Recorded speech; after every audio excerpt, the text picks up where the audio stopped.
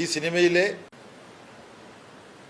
മുഖ്യമായും ഒരു പരാമർശമാണ് ഗുജറാത്തിൽ നടന്ന വംശീയ കൂട്ടക്കൊലയുമായി ബന്ധപ്പെട്ടിട്ടുള്ള ഒരു പരാമർശമാണ്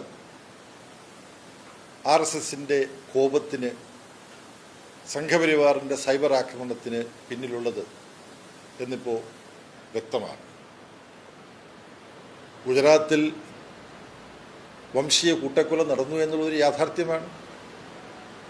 ആ കൂട്ടക്കൊലയ്ക്ക് നേതൃത്വം കൊടുത്തവരും അത് സംഘടിപ്പിച്ചവരും പലരും ഭരണകൂട സഹായത്തോടെ രക്ഷപ്പെട്ടിട്ടുണ്ടെങ്കിലും ഗുജറാത്തിലെ വംശീയ കൂട്ടക്കൊല സംഘടിപ്പിച്ചവരിൽ കുറേ പേരെങ്കിലും ശിക്ഷിക്കപ്പെട്ടിട്ടുണ്ട്. ബജ്രംഗി എന്ന പേരിൽ കൂടി അറിയപ്പെടുന്ന ഒരാൾ, ദീർഘകാലം ജയിൽ ശിക്ഷയ്ക്ക് വിധേയനായ ആൾ ഇപ്പോൾ ജാമ്യത്തിലിറങ്ങിയിട്ടാണ് പുറത്തൊക്കെ ഇടക്കാലത്ത് വന്നിട്ടുള്ളത്. ഇതെല്ലാം ഇന്ത്യൻ സമൂഹത്തിന് മുമ്പിലുള്ളതാണ്. എന്നാൽ സിനിമയിൽ ഇത് സാന്ദർഭികമായി പരാമർശിച്ചിട്ടുണ്ട് എന്നുള്ളത് ഒഴിച്ചാൽ സമൂഹത്തിൽ നടന്ന പല കാര്യങ്ങളും പല കലാസൃഷ്ടികളിലും ആവിഷ്കരിക്കപ്പെട്ടിട്ടുണ്ട്. അതിനെതിരെ ഇതുപോലെ ഭയപ്പെടുത്തുന്ന ആക്രോശങ്ങളും അധിക്ഷേപവർഷം ചൊരിയലും ഒന്നും ഒരു ജനാധിപത്യ സമൂഹത്തിന് നിരക്കുന്നതല്ല. ഇന്ത്യൻ സമൂഹത്തിൽ ഫാസിസ്റ്റ് പ്രവണതകൾ പ്രത്യക്ഷപ്പെട്ടുകൊണ്ടിരിക്കുകയാണ്. അത് ഈ കാലഘട്ടത്തിലെ ഫാസിസ്റ്റ് പ്രവണതകളെ നവഫാസിസ്റ്റ് പ്രവണതകൾ എന്ന നിലയിലാണ് വിലയിരുത്തേണ്ടത്. ഇത് നമ്മുടെ സമൂഹം ഇന്ന് ചർച്ച ചെയ്തുകൊണ്ടിരിക്കുന്ന ഒരു കാര്യമാണ്.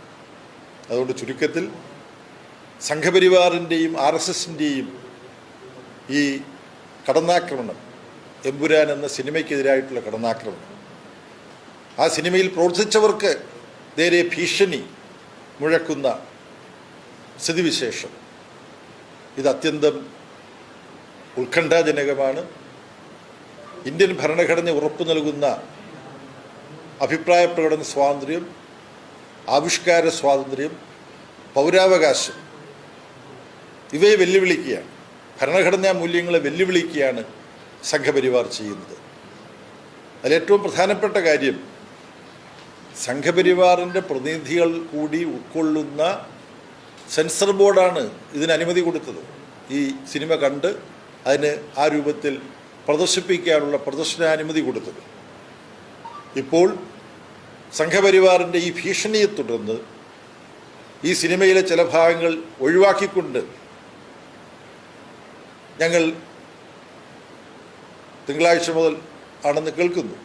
എന്തായാലും ഈ സിനിമയുടെ പുതിയ ഒരു വേർഷൻ, പുതിയ രൂപത്തിലുള്ള ഈ എമ്പുരാൻ സിനിമ തിയേറ്ററുകളിൽ എത്തിക്കാൻ ഈ സിനിമ നിർമ്മിച്ചവർ നിർബന്ധിതരായിരിക്കുകയാണ്. അപ്പോൾ തങ്ങൾ പറയുന്നത്, ആജ്ഞാപിക്കുന്നത് അനുസരിച്ചില്ലെങ്കിൽ അപകടമാണ് എന്ന് കലാ സാംസ്കാരിക രംഗത്തെ വളരെ അംഗീകാരം നേടിയ കലാകാരരും ചലച്ചിത്ര പ്രവർത്തകരുമാണ് ഈ സിനിമയ്ക്ക് പിന്നിൽ പ്രവർത്തിക്കുന്നത്. അവരെ അത്തരത്തിൽ ഭീഷണിക്ക് കീഴ്പ്പെടുത്താനുള്ള സംഘപരിവാറിൻ്റെ നീക്കം ഭരണഘടന ഉറപ്പു നൽകുന്ന പൗരാവകാശങ്ങളുടെയും ജനാധിപത്യ സ്വാതന്ത്ര്യത്തിൻ്റെയും നഗ്നമായ ധ്വംസനമാണ്.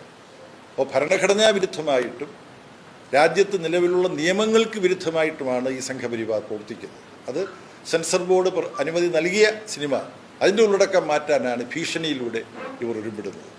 ഇത് മാധ്യമങ്ങളും പൗരാവകാശങ്ങളും ജനാധിപത്യ സ്വാതന്ത്ര്യങ്ങളും സംരക്ഷിക്കപ്പെടണം എന്നാഗ്രഹിക്കുന്നവരും ഒരുമിച്ച് നിന്ന് ചോദ്യം ചെയ്യണം.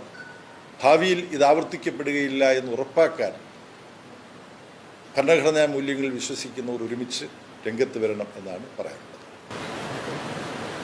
സമ്മർദ്ദത്തിന് വഴങ്ങി ഇത് മാറ്റം വരുത്തിയത് ശരിയായ നടപടിയാണ്.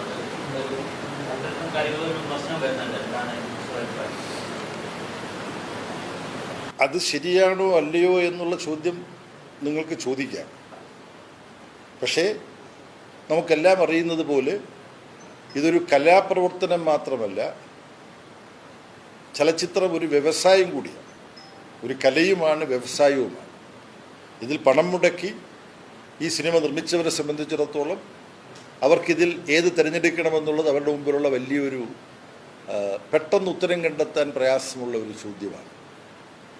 ആ പശ്ചാത്തലത്തിൽ അവരെടുത്ത ഒരു തീരുമാനം എന്ന നിലയിൽ അതിനെക്കുറിച്ച് മറ്റെന്തെങ്കിലും പറയാൻ ഞാനിപ്പോൾ ഉരുപ്പെടുന്നില്ല. ഈ സിനിമയിൽ അതിൻ്റെ ആദ്യ രൂപത്തിൽ അവർ കാര്യങ്ങൾ അവതരിപ്പിക്കുന്നതിൽ കാണിച്ച ആർജവം, അതിനവർ പ്രദർശിപ്പിച്ച സത്യസന്ധത, ചരിത്രത്തോട് നീതി പുലർത്തണം എന്ന അവരുടെ നിഷ്കർഷ, അതിനെ അംഗീകരിക്കാനും അഭിനന്ദിക്കാനുമാണ് ഞാൻ ഉരുപ്പെടുന്നത്.